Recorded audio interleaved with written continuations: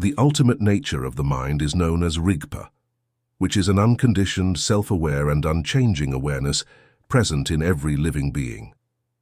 It is the source of all thoughts and emotions, and the ultimate goal of spiritual practice is to realize this. According to Longchen Rabjam, a 14th century Dzogchen master, the purpose of Dzogchen is to discover that the true nature of the mind is already perfect and complete, just as it is. The only task is to remove the layers of ignorance that hide our natural state of awareness. According to a 19th century Dzogchen master, Jamgon Kongtrul, the ultimate nature of the mind is pure, clear, and unobstructed like the sky. It is not something that can be grasped or attained, but it is the very essence of our being. Realizing this essence and remaining in this natural state is the highest goal of Dzogchen practice. Patrul Rinpoche, a 19th century Dzogchen master and author of The Words of My Perfect Teacher, shared this view. In this series of videos on Buddhism, we will examine the three main schools, Theravada, Mahayana, and Vajrāyāna. In our last video, we explored Mahayana Buddhism. In this third and final video, we will look at Vajrāyāna Buddhism. Vajrāyāna Buddhism, also called Tantric or Esoteric Buddhism, first developed in India and later spread to China, Tibet, and Nepal. Vajrāyāna Buddhism was introduced to Tibet in the 8th century AD, making it the last major school of Buddhism to extend beyond India. The Indian master Padmasambhava, also known as Guru Rinpoche, played a key role in establishing Vajrāyāna Buddhism in Tibet. He arrived in Tibet at the invitation of the Tibetan King Trisong Detsen and spread the teachings of Vajrāyāna Buddhism throughout the region. Since then, it has remained the dominant form of Buddhism in Tibet. While Vajrāyāna Buddhism has its roots in Mahayana Buddhism, it introduces the use of visualization, mantras, and ritual practices to achieve enlightenment in one lifetime. One key practice is the use of visualizing deities, mandalas, and spiritual symbols to access the wisdom of these divine figures. This practice is called deity yoga, a central practice in Vajrāyāna.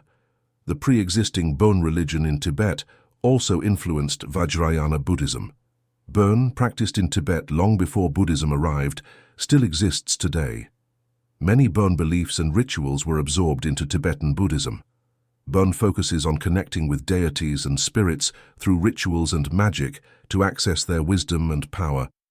It teaches the importance of moral conduct and personal purification through practices such as ethical behavior, generosity, and compassion. When Buddhism was introduced to Tibet, it faced resistance from the Bon followers. To overcome this, Padmasambhava used a strategy called transformation through incorporation, which involved incorporating Bon deities and practices into Vajrāyāna Buddhism, presenting Buddhism as a continuation of the native Bon religion. As a result, many Bon practices and deities became part of Tibetan Buddhism, and even some Bon priests were ordained as Buddhist monks. This helped Buddhism take root in Tibet and led to the unique form of Tibetan Buddhism we know today. One key aspect of Vajrāyāna Buddhism is the use of mantras, sacred sounds or words, believed to bring spiritual transformation. The most famous mantra in Vajrāyāna is Om Mani Padme Hum, associated with Avalokiteshvara, the bodhisattva of compassion. The Dalai Lama is considered the current reincarnation of Avalokiteshvara. This mantra encapsulates the essence of Buddha's teachings and helps purify the mind. Vajrāyāna also uses mudras, sacred hand gestures that evoke certain energies or attitudes. Mudras help focus the mind during meditation. Some common mudras include dhyana mudra, symbolizing meditation, with hands resting on the lap, palms facing upward. Bhumisparsha mudra, representing the moment of Buddha's enlightenment, with the right hand touching the ground. Karana mudra, used to dispel negative energies. Abhaya mudra, symbolizing fearlessness and protection. A significant feature of Vajrāyāna Buddhism is its use of secret teachings or tantras. These practices are only revealed to advanced practitioners who have made serious spiritual commitments. Tantric rituals aim to speed up spiritual transformation, helping practitioners realize their true nature as a Buddha. Key tantric practices include visualization, where practitioners imagine themselves as a deity to develop compassion and wisdom, and working with yidams, meditational deities that represent aspects of enlightenment. Mandalas, symbolic diagrams representing the universe and the path to enlightenment, are also used in meditation and devotion. In Vajrāyāna, empowerment is a special ritual where a teacher transmits spiritual energy and blessings to the student, allowing them to access advanced tantric practices. Practitioners also focus on energy centers in the body, called chakras, to balance their inner energies. Two key tantras in Vajrāyāna are Guhya Samaja and Kalachakra. Guhya Samaja emphasizes the integration of body, speech, and mind, while Kalachakra involves time and the energies of the body, speech, and mind. Another important concept in Vajrāyāna is the three bodies of the Buddha, or Trikaya, Nirmanakaya, the emanation body of the Buddha, which appears in the world to teach and guide beings. It represents the Buddha's visible form.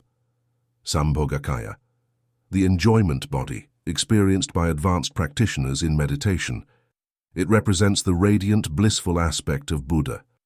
Dharmakaya, the truth body, representing the ultimate, formless nature of reality and complete enlightenment.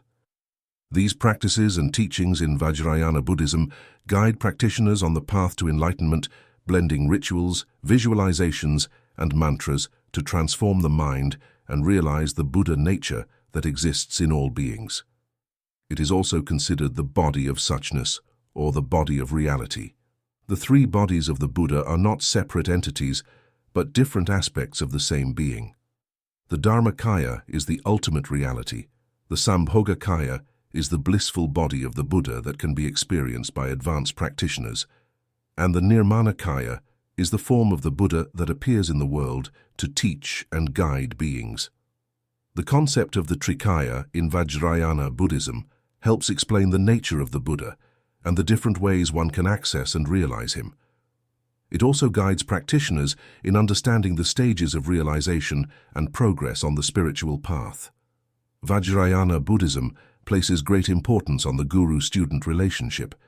The guru, or spiritual teacher, acts as a guide and mentor, able to transmit teachings and empower the student to move forward on the spiritual path.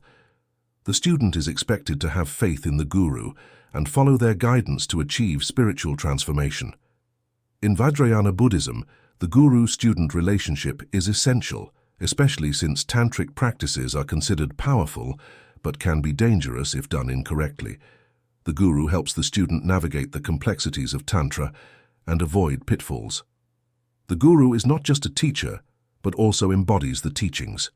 By their own realization, they transmit the blessing and power of tantric practices to the student.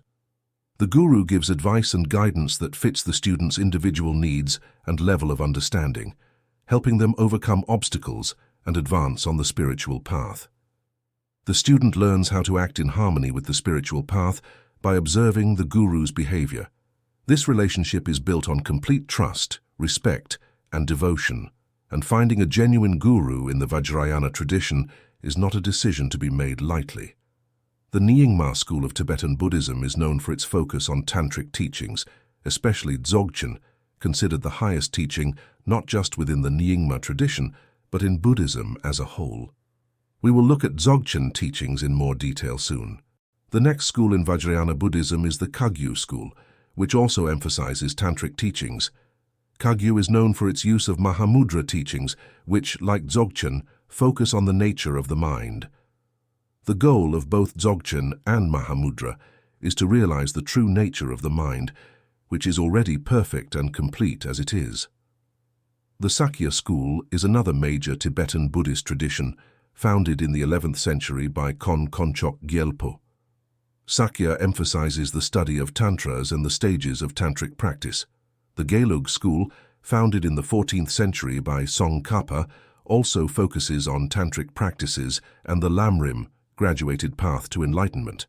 The Jonang school, established by Dolpopa in the 14th century, is known for its study and practice of the Kalachakra Tantra and its unique view of Madhyamaka philosophy, called the Shentong view. The Bon tradition, as we have seen, is Tibet's native religion and predates Buddhism's arrival in the region. It places great importance on ritual practices. Vajrāyāna Buddhism is considered the most advanced form of Buddhism. It is typically taught only to those who have a solid foundation in either Theravada or Mahayana Buddhism. Within Vajrāyāna, Dzogchen is considered the highest form of practice. Dzogchen teachings come from Tibet and are seen as the most advanced form of Tantra within the Nyingma school. The word Dzogchen means great perfection or great completion and refers to the ultimate goal of spiritual practice. Dzogchen teachings emphasize recognizing the natural purity and perfection of the mind and understanding that all beings already have the potential for enlightenment. According to Dzogchen, our true nature is the same as the nature of all Buddhas, called the ground luminosity or base of all. This ground luminosity is present in everyone and is described as clear, empty, and unchanging. Dzogchen is said to be the fastest and most direct path to realizing the ground luminosity and attaining enlightenment.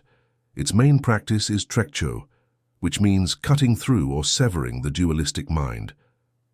Trekcho is a meditative practice where one cuts through the obstacles that block the recognition of the ground luminosity and directly experiences the mind's true nature.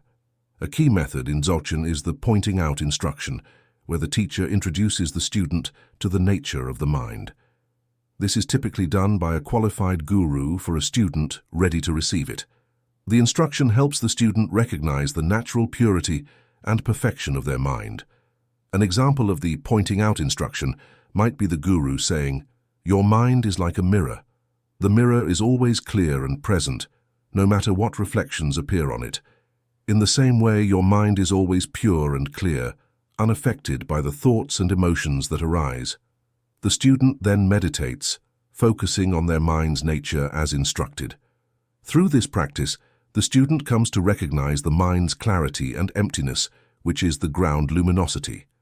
It's important to note that each pointing out instruction is unique and personal, depending on the teacher and student. This experience is very intimate and cannot be fully explained with words. It must be given directly from a Dzogchen guru to a student. Once the student has received the pointing out instruction and experienced the nature of their mind, they continue to stabilize this recognition through regular meditation. Dzogchen teachings emphasize self-liberation, where thoughts and emotions are seen as naturally free and do not need to be suppressed or eliminated. Dzogchen is not just about meditation, it's also about integrating its teachings into daily life. Practitioners are encouraged to live their understanding of the mind's true nature, seeing the world and their interactions through the lens of non-duality and self-liberation. Dzogchen is said to be the fastest and most direct path to realizing ground luminosity and achieving enlightenment.